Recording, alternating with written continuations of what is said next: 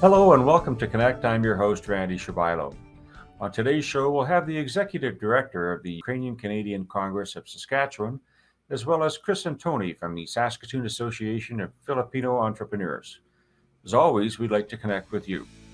Follow us on Facebook at ConnectYXE, catch past interviews on our YouTube channel, email us at connectyxe@gmail.com, or leave a message at 306 665 3796.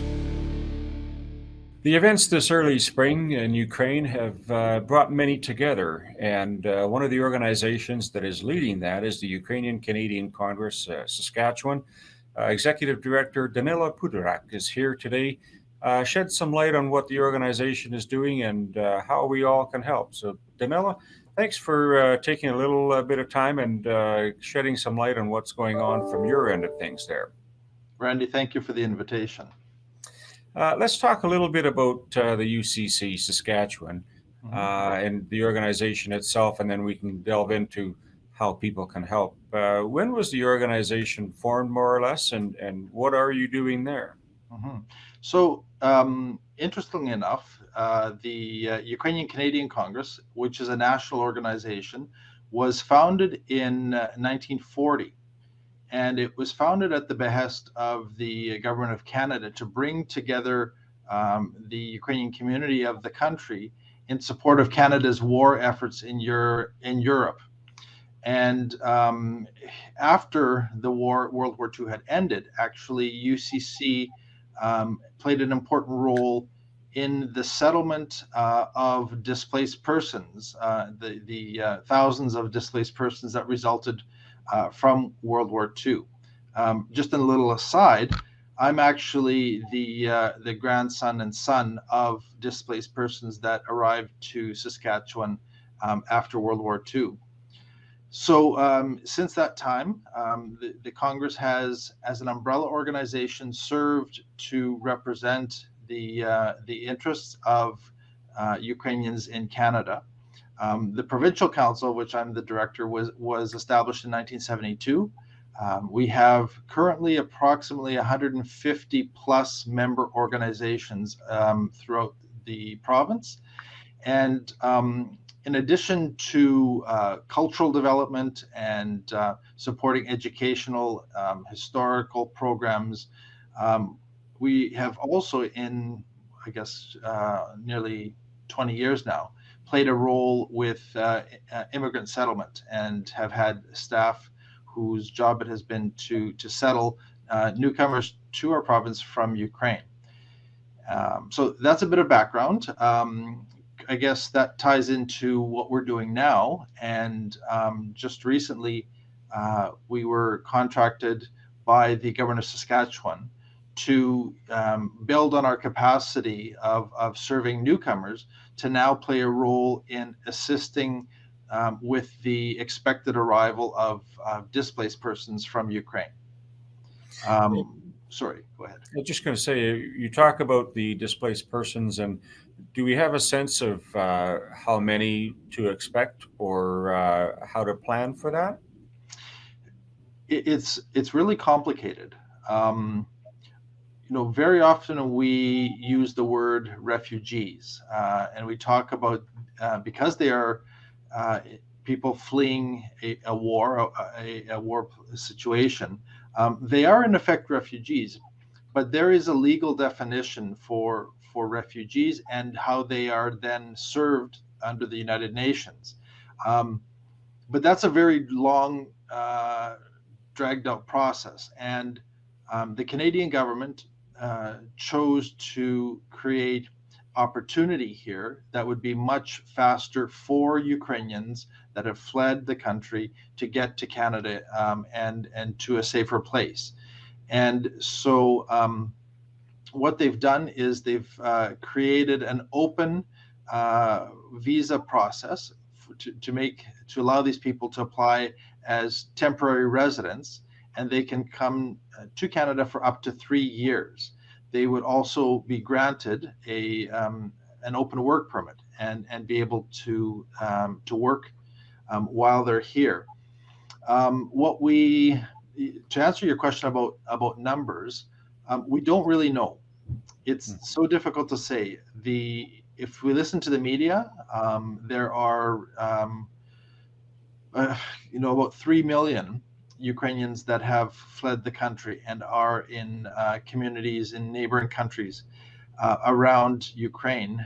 And the governor of Saskatchewan has said that um, any Ukrainian or as many Ukrainians that wish to come to Saskatchewan, that the province would be prepared to help them. And now that doesn't mean that we're going to get 2 million or 3 million, but what it does mean is that potentially there could be a few thousand that come here.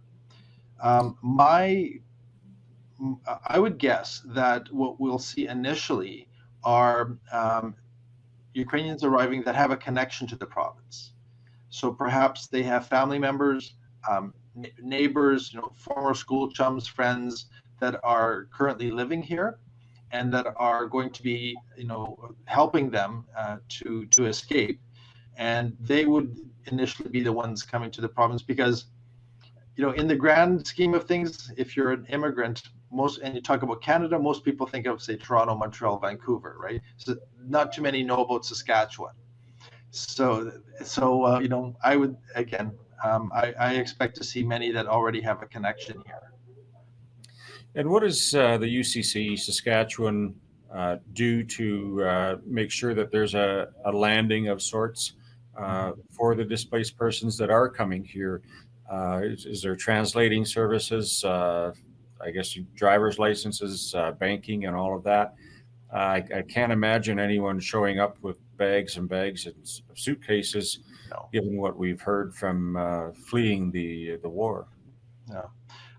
So to get a picture of who these people are, the average person, or the majority of them, will be women with children, and then some seniors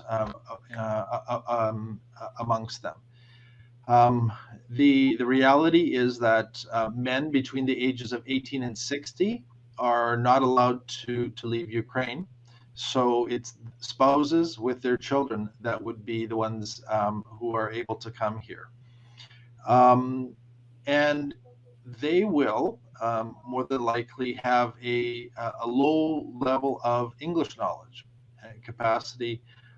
So they're going to need some English language training, and they're going to need some childcare, and they're going to need, a number of different kinds of services before we are able to get them into work situations. So far, there's been a great level of support from Saskatchewan businesses offering jobs for the newcomers when they arrive. And we'll be looking to take advantage of those opportunities once the people are here, and we have a better sense of what they're able to do and where they're going to be settling. That's part of the job that the government of Saskatchewan has contracted UCC Saskatchewan to do.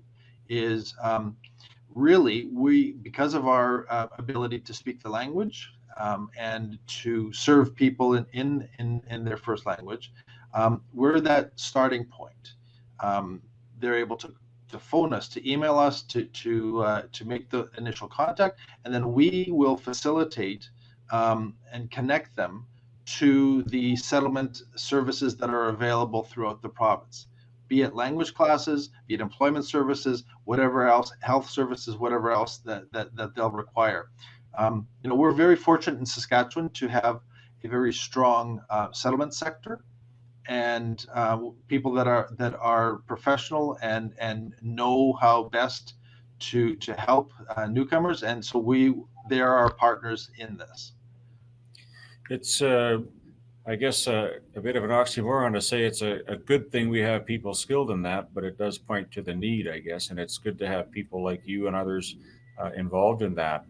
Um, One of the questions I guess we hear on the street here and there is, how do I know that my money, my donations, whatever it might be, is getting where it needs to go? What assurance do I have? Is there anything you can do to enlighten anyone who wants to contribute and make sure that where they're donating to is getting the goods that they've donated, Mhm. or cash, I guess, for that matter.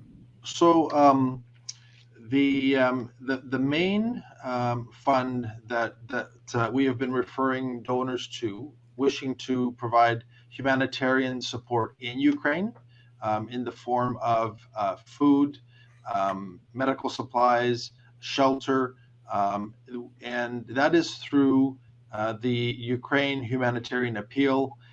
It's a national initiative of the Ukrainian Canadian Congress and the Canada Ukraine Foundation. The Canada Ukraine Foundation has been in existence for 30 years.